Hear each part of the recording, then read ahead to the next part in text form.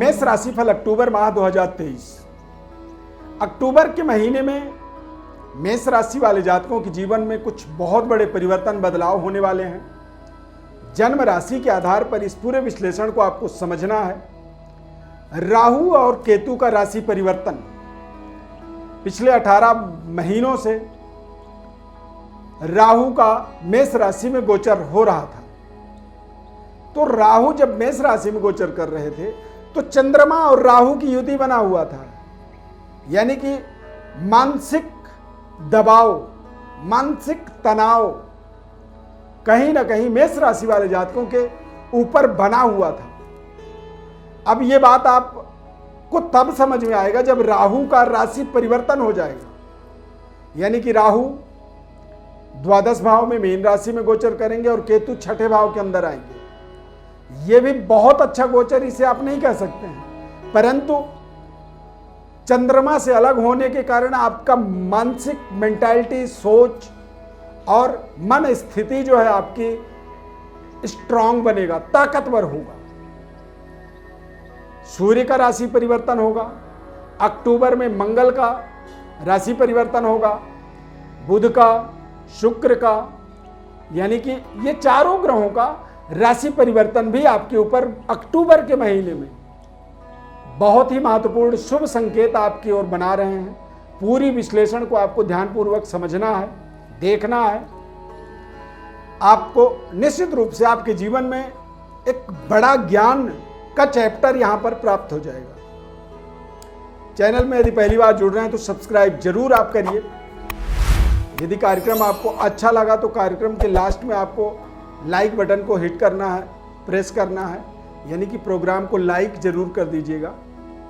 दिव्यरत्न ज्ञान चैनल में आपका बहुत बहुत हार्दिक स्वागत है। नमस्कार, जय माता दी। इस चार्ट के माध्यम से आप देखें गोचर ग्रह स्थिति इस तरह से रहने वाला है।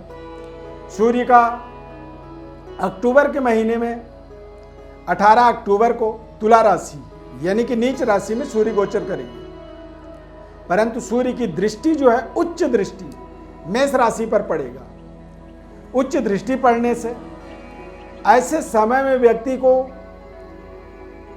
कठिन से कठिन तकलीफ जो होती है ना, वो तकलीफ भी देखते ही देखते गायब हो जाता है। स्वास्थ्य के अंदर सूर्य का दृष्टि हो जाने के कारण से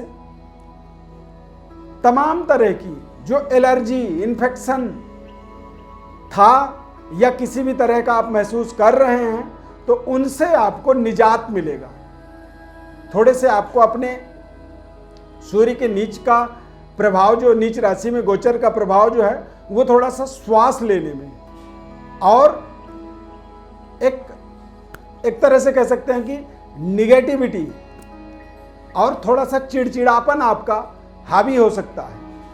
क्रोध में कर्कश वाणी का प्रयोग इस समय में आप कर सकते हैं, क्योंकि सूर्य नीच राशि में गोचर करेगा और सूर्य के नीच राशि में गोचर करने का एक प्रभाव आपके रिलेशन, लव लाइफ में भी कहीं ना कहीं थोड़ा सा दिखाई पड़ सकता है। यानी कि ऐसे समय में संबंध तेज गति से बदलते चले जाते हैं। पुराने संबंधों में भरोसा थोड़ा कम हो जाता है और नए संबंधों में हमारे अंदर लालच आ जाती है कि शायद नया संबंध और बेहतर होगा, परंतु जब नए संबंध में आप जाते हैं तो पुराना संबंध ही आपको नए वाले से बेहतर अनुभूति प्रदान करता है।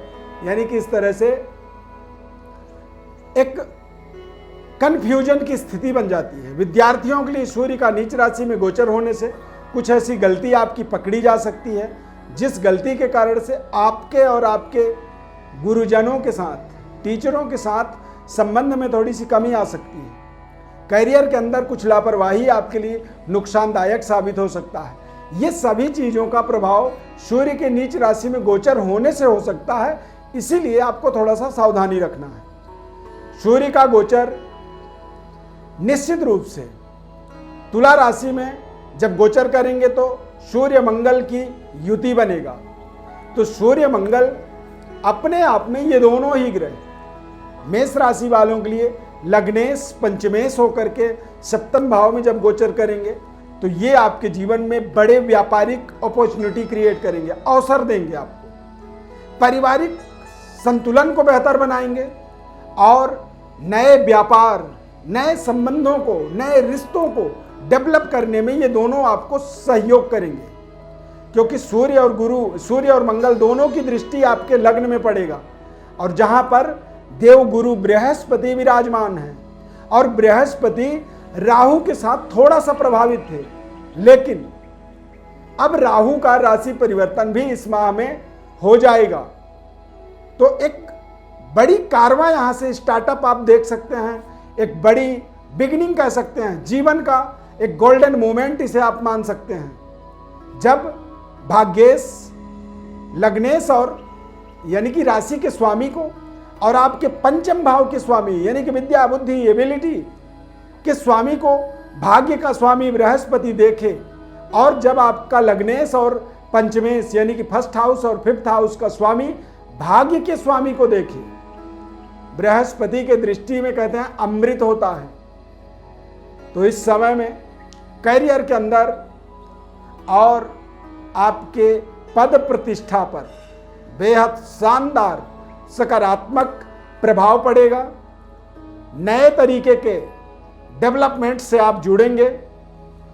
व्यापारिक किसी भी तरह का कोई असमंजस्य था, कोई शंका थी, उन शंकाओं का आपको समाधान मिलेगा, और व्यापार में यदि किसी तरह की कोई पार्टनरशिप थी वो सेपरेट हो सकती है। फाइनेंशियली किसी तरह का कोई अभाव था, पैसों की वजह से काम रुक रहे थे, तो फाइनेंशियली आपको बैंक से, सरकार से सहयोग मिल सकता है।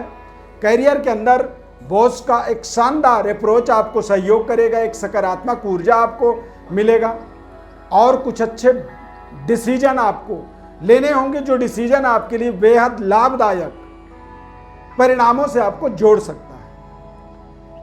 मंगल ग्रह का गोचर तुला राशि में 3 अक्टूबर को होगा। यह आपके जीवन का एक सबसे बड़ा यू टर्न बनने वाला है। क्यों?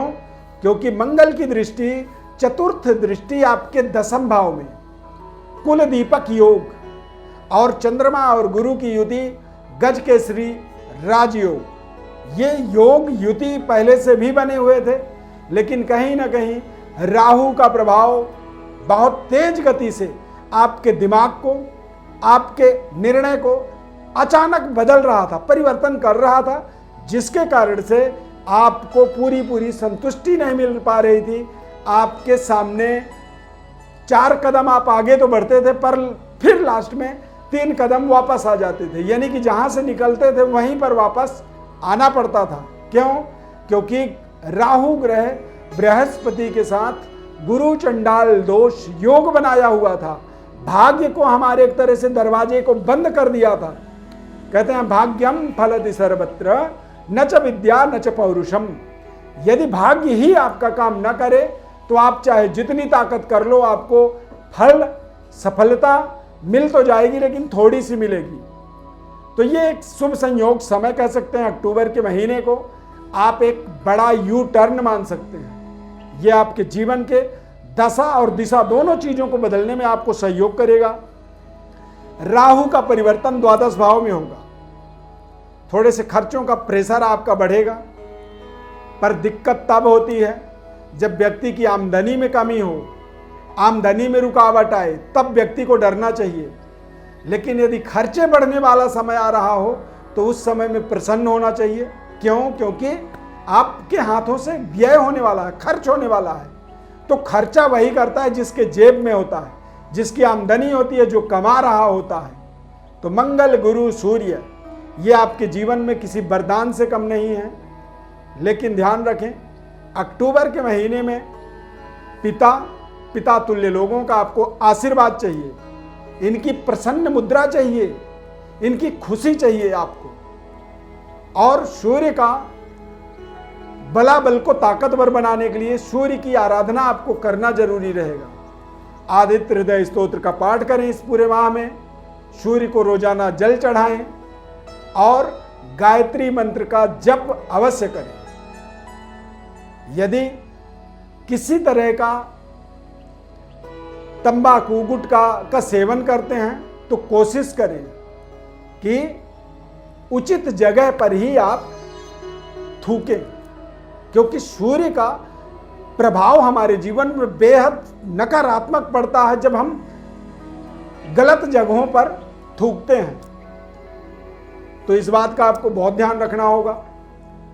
यदि आप अपने बारे में और विश्लेषण जानना चाहते हैं, समझना चाहते हैं, तो हमारे व्हाट्सएप नंबर पर अपनी बर्थ डिटेल भेज सकते हैं। निःशुल्क संपूर्ण विश्लेषण आपको बताएंगे। यदि चैनल में आपने पहली बार हमारे कार्यक्रम को देखा है तो सब्सक्राइब आप जरूर कर लीजिए, और कार्यक्रम आपको अच्छा लगा तो आप लाइक बटन को जरूर प्रेस कर दीजिए, हिट द लाइक बटन। ये कार्यक्रम यदि अच्छा लगा तो आप कमेंट में जय सूर्यदेव आप अवश्य लिखें। इस कमेंट के माध्यम से आप समझें कि एक आपका यज्ञ स्टार्ट हो जाएगा, अनुष्ठान शुरू हो जाएगा। सूर्यदेव के नाम जप माध्यम से, नाम के जप के माध्यम से आप अपने जीवन के बड़े से बड़े अवसरों को शानदार तरीके से सफल बना पाएंगे। इस खास कार्यक्रम में जुड़ने के लिए बहुत बहुत धन्यवाद। जय माता दी, जय सूर्यदेव।